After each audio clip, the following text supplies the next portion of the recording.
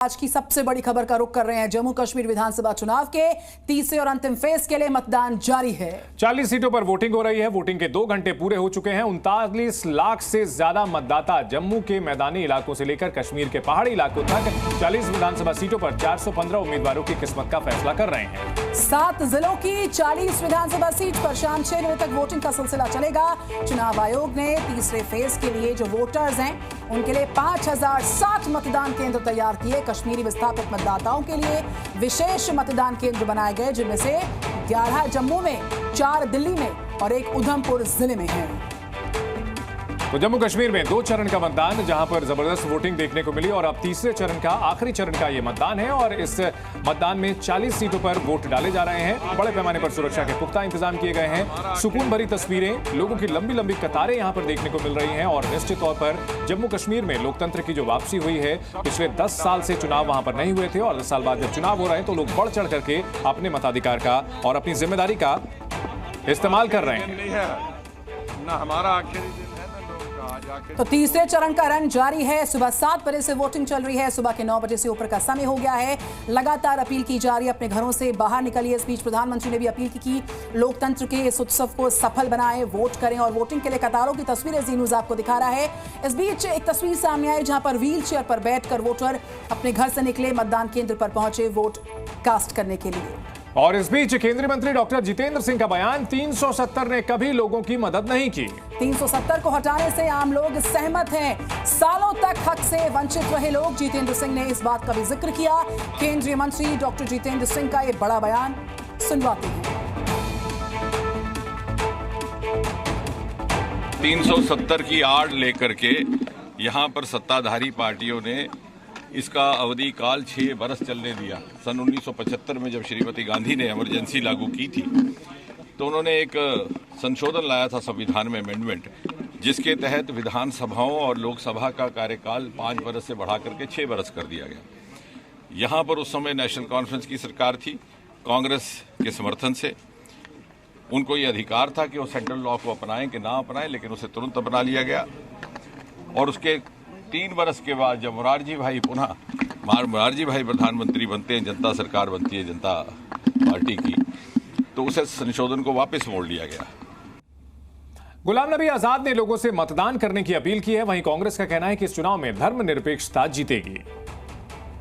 मेरा तो सभी मतदाताओं से यही निवेदन रहेगा कि सभी परिवार समेत उनको अपने अपने पोलिंग स्टेशन पे पहुंचना चाहिए और अपने मतदान का इस्तेमाल करना चाहिए। मेरे ख्याल में 1/4 हिस्सा तो नई जनरेशन होगी जो इन 10 सालों में 18 साल के हुए होंगे।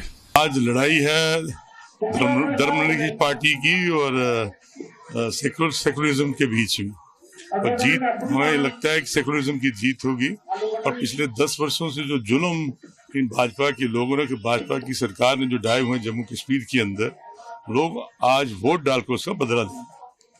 लोगों से यही अपील है कि वोट डालने के लिए जाएं और वोट घर बैठ के नहीं, ये जो लड़ाई है इसको हमने जीतना है और लोग बाहर निकलें और सच्चाई का साथ दें। बारामूला से सांसद हैं इंजीनियर रशीद, क्या कह रहे हैं हम आपको सुनवाएंगे। पेशन को ही कहता हूं कि अगर बीजेपी को लगा और उमर अब्दुल्ला को लगा कि इंजीनियर रशीद को इतनी सीटें मिली कि कोई चारा नहीं है कि एनसी और पीडीपी हाथ मिलाए, तो मेरी पेशन गोई लिख के रख लें।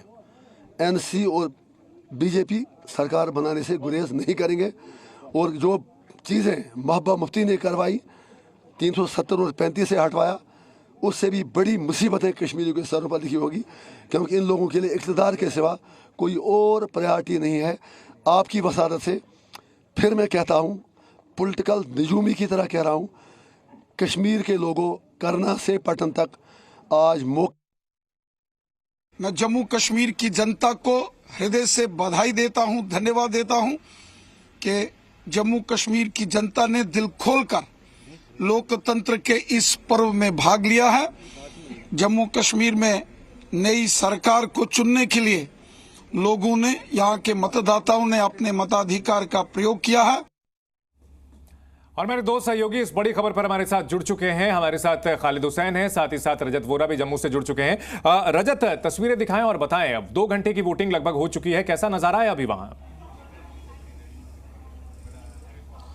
जी बिल्कुल चंदन, आपको बता दें कि सुबह से ही लंबी कतारें जो हैं वो लगी हुई हैं और रुक रुक कर वोटर जो हैं वो अब आ रहे हैं। आप भी तस्वीरों में देख सकते हैं किस तरह से वोटर जो हैं वो बड़े पैमाने पर पहुंच रहे हैं। और ख़ास तौर पर तस्वीर, क्योंकि मैं बाहू कॉन्स्टिट्यूंसी में इस समय मौजूद हूं और लगातार वाल्मीकि वोटर जो हैं वो भी आ रहे हैं। महिलाएँ पुरुष सभी बड़ी तादाद में हैं।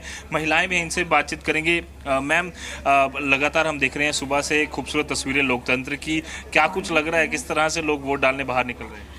जी, बहुत अच्छी तादाद में इस बारी बहुत संख्या में लोग आप देख रहे हैं कि खड़े हुए हैं। यहाँ पे लाइन भी लगी हुई है और वोट, क्योंकि एक डेमोक्रेटिक राइट है, मेरे को लगता है वोट सबको कास्ट करना चाहिए विदाउट थिंकिंग अबाउट रिलीजन या फिर कोई अपना समाज के लिए। लेकिन आप ये देखिए कि वोट इसलिए लोग कास्ट करने आए हैं क्योंकि वो अपनी मनपसंद एक गवर्नमेंट चाहते हैं और बदलाव चाहते हैं। वो चाहते हैं कि ऐसी गवर्नमेंट आए जो हमारी जम्मू को विकसित करे, हमारे देश महिलाओं के लिए क्या मुद्दे हैं? महिलाओं के लिए जो मुद्दे थे वो मोदी जी ने बहुत सॉल्व किए हैं।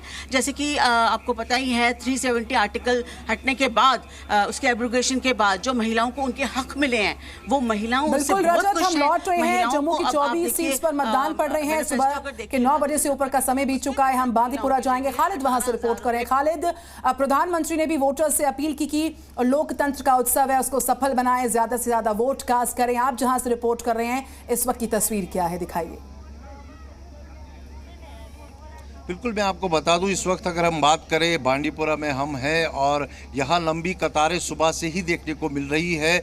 और मैं आपको बता दूं, अब तक 2 घंटे का समय बीत चुका है। लगभग 10% के करीब जो है मतदान हो चुका है 3 ज़िलों में। और यहाँ पर आप देख सकते हैं लंबी कतार लगी हुई है जो सोनावारी की ये कॉन्स्टिट्यूंसी है। सुबह से ही लोग जो है फर्स्ट टाइम वोटर्स ज़्यादा यहाँ पर दिख रहे हैं जो मैदान में आए हैं और अपने मत का इस्तेमाल करना चाहते हैं और कहीं ना कहीं चाहते हैं कि एक बदलाव हो और लोकतंत्र में की जो प्रक्रिया है वो मजबूत होती दिख रही है। हम इनसे बात करते हैं। आपका नाम क्या है? आपका नाम क्या है? अरे कोई तो बात, आपका नाम क्या है? मेरा नाम दानिश है सर। 10 साल के बाद यहाँ चुनाव हो रहा है, तो कितनी खुशी है आपकी अपनी सरकार बनेगी? बहुत अच्छी खुशी है सर, बहुत ज़्यादा खुशी है। अपनी सरकार बनेगी यहाँ सर और लोगों के मसाइल जो है वो पूरे हो जाएंगे। तब से बहुत पहले से लोगों की बातें नहीं सुनी जा रही थी। यहाँ हुकूमत बनेगी, बहुत लोगों की बातें भी सुन जाएगी, काम भी हो जाएगा।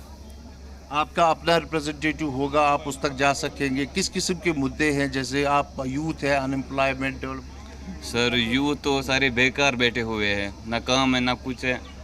कहीं ना कहीं आप देख सकते हैं कि युवाओं को बहुत अपेक्षा है कि अपनी सरकार होगी, क्योंकि इस बार 2 लाख के करीब इस फेज़ में जो है फर्स्ट टाइम वोटर्स मतदान कर रहे हैं और उम्मीद की जा रही है कि एक अच्छा प्रतिशत जो है इस बार भी देखने को मिला, जैसे पहले और 2 चरण में देखने को मिला। इस बार उससे ज्यादा बिल्कुल। तो बैलेट के जरिए वोटिंग करके खालिद, जो जम्मू कश्मीर की जनता है वो जवाब दे रही है बुलेट वालों को। बहुत शुक्रिया आप दोनों का इस बड़ी खबर पर जुड़ने के लिए। Zee News.